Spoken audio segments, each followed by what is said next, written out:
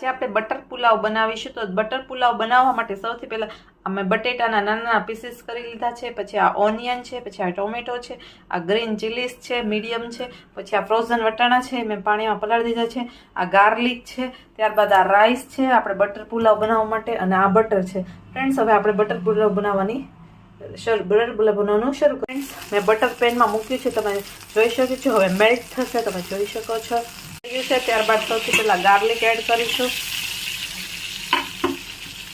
ત્યારબાદ થોડાક એવા ઓનિયન એડ કરીશું,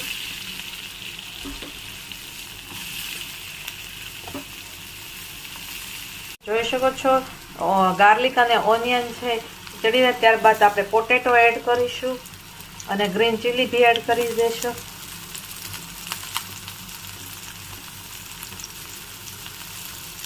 અને ત્યારબાદ થોડાક એવા ટોમેટો એડ કરીશું।